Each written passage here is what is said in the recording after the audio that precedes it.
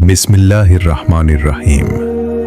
কল্পনা করুন এমন এক সৃষ্টি যে বছরের পর বছর আল্লাহর ইবাদতে নিমগ্ন ছিল, ফেরেশতাদের সঙ্গেও যার অবস্থান ছিল, কিন্তু মাত্র একটি মুহূর্তের অহংকার, একটি অবাধ্যতা, একটি ভুল সিদ্ধান্ত তার সমস্ত মর্যাদাকে ধূলিসাৎ করে দিল। সে হয়ে গেল আল্লাহর অভিশপ্ত বান্দা, কিয়ামত পর্যন্ত মানবজাতির প্রকাশ্য শত্রু। সে আর কেউ নয়, ইবলিশ। আজকের এই ভিডিওতে আমরা জানব ইবলিশ কে ছিল, সে কি ফেরেশতা ছিল নাকি জিন, কেন সে আল্লাহর আদেশ অমান্য করল, কিভাবে সে চিরকালের জন্য অভিশপ্ত হল, আর কেন সে কিয়ামত পর্যন্ত মানুষকে পথভ্রষ্ট করার শপথ নিয়েছে।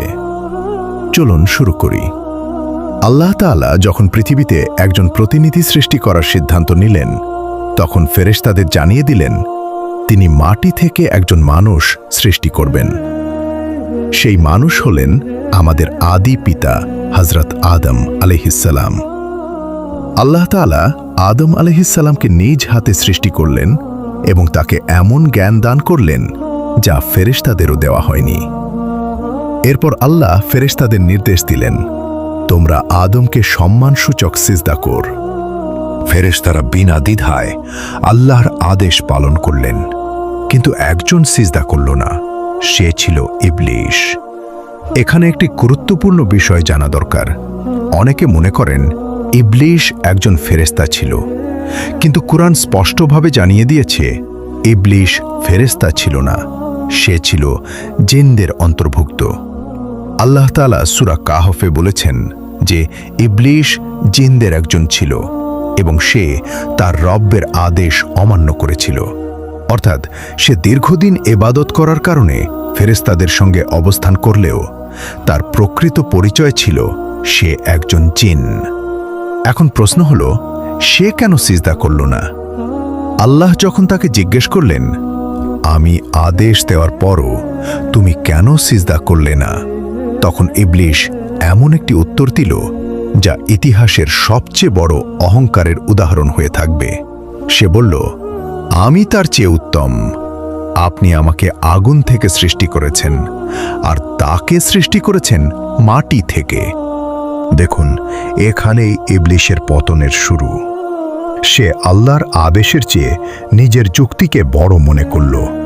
সে ভাবল আগুন মাটির চেয়ে শ্রেষ্ঠ, কিন্তু সে বুঝতে পারেনি সৃষ্টির উপাদান নয়, মর্যাদা নির্ধারণ করেন আল্লাহ। মানুষকে সম্মানিত করেছেন আল্লাহ, আদেশ দিয়েছেন আল্লাহ, সুতরাং সেখানে নিজের মতামতের কোনো স্থান ছিল না। ইবলিশের অপরাধ শুধু সিজদা না করা ছিল না, তার সবচেয়ে বড় অপরাধ ছিল অহংকার। রাসূলুল্লাহ সাল্লাল্লাহু আলাইহি ওয়াসাল্লাম আমাদের সতর্ক করেছেন, যার অন্তরে অনুপরিমাণ অহংকার থাকবে সে জান্নাতে প্রবেশ করবে না। অহংকার এমন একটি রোগ যা মানুষকে সত্য গ্রহণ করতে বাধা দেয়। ইবলিশও ঠিক তাই করেছিল। সে সত্য জানত, সে আল্লাহকে চিনত, সে জানত আদেশ কার। তবুও নিজের অহংকারের কারণে সে সত্যকে প্রত্যাখ্যান করল। আর সেই একটি অহংকারই তাকে আল্লাহর রহমত থেকে চিরদিনের জন্য দূরে সরিয়ে দিল। এরপর আল্লাহ তাআলা তাকে বললেন, তুমি এখান থেকে বের হয়ে যাও, নিশ্চয়ই তুমি অভিশপ্ত, আর কিয়ামতের দিন পর্যন্ত তোমার উপর আমার লানত থাকবে। এক মুহূর্তে সব শেষ। হাজার বছরের ইবাদত তাকে বাঁচাতে পারল না, কারণ আল্লাহর কাছে ইবাদতের পাশাপাশি বিনয়, আনুগত্য এবং আন্তরিকতাও সমান গুরুত্বপূর্ণ। এই ঘটনা আমাদের জন্য এক বিশাল শিক্ষা। আমরা যতই নামাজ পড়ি, যতই কুরআন তিলাওয়াত করি, যতই নেক আমল করি, যদি আমাদের অন্তরে অহংকার জন্ম নেয়, তবে সেই অহংকার আমাদের ধ্বংসের কারণ হতে পারে। ইবলিশের গল্প শুধু অতীতের কোনো ঘটনা নয়, এটি প্রতিটি মানুষের জীবনের জন্য একটি সতর্কবার্তা। কারণ ইবলিশ আজও বেঁচে আছে। সে আজও মানুষের হৃদয়ে অহংকার, হিংসা, গর্ব এবং অবাধ্যতার আগুন জ্বালিয়ে দিতে চায়। ইবলিশ আল্লাহর দরবার থেকে বিতাড়িত হল। তার সামনে তখন দুটি পথ খোলা ছিল। প্রথম পথ, নিজের ভুল স্বীকার করে আল্লাহর কাছে ক্ষমা চাওয়া।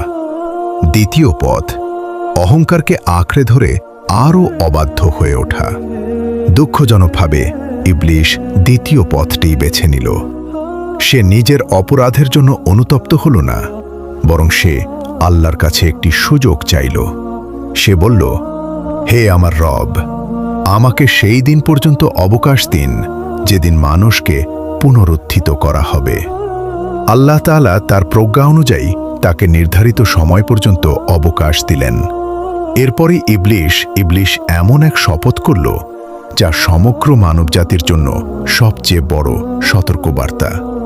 সে বলল, আপনি যেহেতু আমাকে পথভ্রষ্ট হওয়ার সুযোগ দিয়েছেন, তাই আমিও আপনার সরল পথে মানুষের জন্য অত পেতে বসে থাকব। তারপর আমি তাদের সামনে থেকে, পেছন থেকে, ডান দিক থেকে এবং বাম দিক থেকে এসে বিভ্রান্ত করব, আর আপনি তাদের অধিকাংশকেই কৃতজ্ঞ পাবেন না। লক্ষ্য করুন, ইবলিশ বলেনি যে সে মানুষকে জোর করে গুনাহ করাবে, কারণ সে জানে মানুষের উপর তার এমন ক্ষমতা নেই। সে কেবল কুমন্ত্রণা দেয়, গুনাহকে সুন্দর করে দেখায়, মিথ্যা আশা সৃষ্টি করে এবং ধাপে ধাপে মানুষকে আল্লাহর পথ থেকে দূরে সরিয়ে নেওয়ার চেষ্টা করে। কোরআনে আল্লাহ তাআলা স্পষ্টভাবে জানিয়েছেন, শয়তানের ক্ষমতা শুধু প্ররোচনা পর্যন্ত সীমাবদ্ধ। যারা আল্লাহর উপর ভরসা করে এবং তার আনুগত্যে থাকে, তাদের উপর শয়তানের কোনো কর্তৃত্ব নেই। কিন্তু যারা নিজের প্রবৃত্তির অনুসরণ করে, তারা শয়তানের ফাঁদে সহজেই আটকা পড়ে।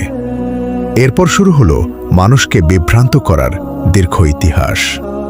প্রথম আঘাত এলো আদম আলাইহিসসালাম ও হাওয়া আলাইহিসসালামের ওপর। আল্লাহ তাদের জান্নাতে থাকার অনুমতি দিয়েছিলেন এবং একটি নির্দিষ্ট গাছের কাছে যেতে নিষেধ করেছিলেন। ইবলিশ জানত, সরাসরি অবাধ্য হতে বললে তারা রাজি হবে না, তাই সে কৌশল নিল। সে তাদের কাছে এসে মিথ্যা উপদেশদাতার মতো কথা বলল। সে বলল, তোমাদের রব এই গাছ থেকে নিষেধ করেছেন শুধু এ কারণে, যাতে তোমরা ফেরেশতা না হয়ে যাও বা চিরজীবী না হয়ে যাও। এরপর সে আল্লাহর নামে মিথ্যা কসম পর্যন্ত করল যে সে নাকি তাদের কল্যাণই চায়। ভাবুন, যে আল্লাহর অবাধ্য হয়েছে, সে আবার আল্লাহ নাম নিয়েই মানুষকে প্রতারণা করছে। এটাই শয়তানের সবচেয়ে বড় কৌশল। সে অনেক সময় গুনাহকে গুনাহ হিসেবে উপস্থাপন করে না, বরং ভালো কাজের ছদ্মবেশে, যুক্তির আড়ালে কিংবা সুন্দর কথার মাধ্যমে মানুষকে ধীরে ধীরে ভুল পথে নিয়ে যায়। অবশেষে আদম আলাইহিসসালাম ও হাওয়া আলাইহিসসালাম সেই নিষিদ্ধ গাছের ফল থেকে খেলেন। সঙ্গে সঙ্গে তাদের লজ্জাস্থান প্রকাশ হয়ে গেল এবং তারা জান্নাতের পাতা দিয়ে নিজেদের ঢাকতে শুরু করলেন।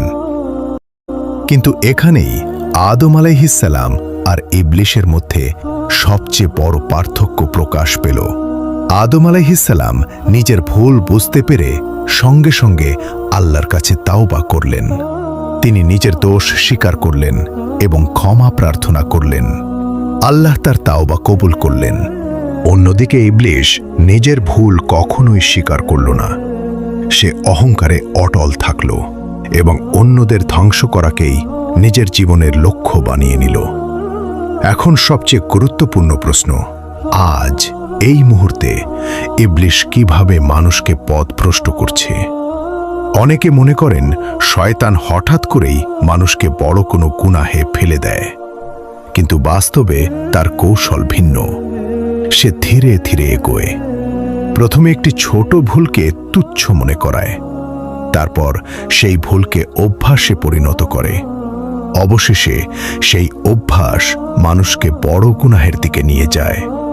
এ কারণেই কোরআনে আল্লাহ তাআলা শয়তানের পদাঙ্ক অনুসরণ করতে নিষেধ করেছেন, অর্থাৎ সে মানুষকে এক ধাপ করে বিভ্রান্ত করে। ইবলিশের প্রথম কৌশল হল গুনাহকে সুন্দর করে দেখানো। সে মানুষের মনে এমন ধারণা সৃষ্টি করে, এটা তো সবাই করছে, একবার করলে কি হবে, এখন যৌবন, পরে তাওবা করে নেব। এই ধরনের চিন্তাগুলো একজন মুমিনকে ধীরে ধীরে আল্লাহর স্মরণ থেকে দূরে সরিয়ে দেয়। দ্বিতীয় কৌশল হল নেক কাজ পিছিয়ে দেওয়া। শয়তান খুব কমই বলে নামাজ পড়ো না, বরং সে বলে আর 5 মিনিট পরে পড়বে, আজ খুব ক্লান্ত, কাল থেকে নিয়মিত হবে, আরও একটু কাজ শেষ করে নি। এভাবেই অনেক সময় একটি নামাজ, তারপর আরেকটি নামাজ, ধীরে ধীরে পুরো ইবাদতের অভ্যাসই নষ্ট হয়ে যায়। তৃতীয় কৌশল হল হতাশা সৃষ্টি করা। কেউ বড় গুনাহ করে ফেললে শয়তান তার কানে ফিসফিস করে, তোমার আর ক্ষমা নেই, আল্লাহ তোমাকে আর মাফ করবেন না। এটি শয়তানের সবচেয়ে বড় প্রতারণাগুলোর একটি, কারণ আল্লাহ তাআলা তার রহমত থেকে নিরাশ হতে নিষেধ করেছেন। যে ব্যক্তি আন্তরিকভাবে তাওবা করে, আল্লাহ তার তাওবা কবুল করতে সক্ষম। চতুর্থ কৌশল হল মানুষের মধ্যে শত্রুতা ও হিংসা সৃষ্টি করা। একজন ভাইয়ের বিরুদ্ধে আরেক ভাইকে উস্কে দেওয়া, স্বামী স্ত্রীর মধ্যে অশান্তি সৃষ্টি করা, বন্ধুত্ব নষ্ট করা, আত্মীয়তার সম্পর্ক ছিন্ন করানো, এসবই শয়তানের প্রিয় কাজগুলোর মধ্যে রয়েছে। পঞ্চম কৌশল হল রিয়া বা লোক দেখানো ইবাদত। কেউ হয়তো নামাজ পড়ছে, দান করছে বা ভালো কাজ করছে, শয়তান তখন তার মনে অহংকার ঢুকিয়ে দেয়, মানুষ যেন দেখে তুমি কত ভালো। ফলে বাহ্যিকভাবে আমল থাকলেও আন্তরিকতা ক্ষতিগ্রস্ত হতে পারে। ষষ্ঠ কৌশল হল রাগকে উস্কে দেওয়া। রাগের মুহূর্তে মানুষ এমন কথা বলে বা এমন কাজ করে যার জন্য পরে সারা জীবন অনুতপ্ত হতে হয়।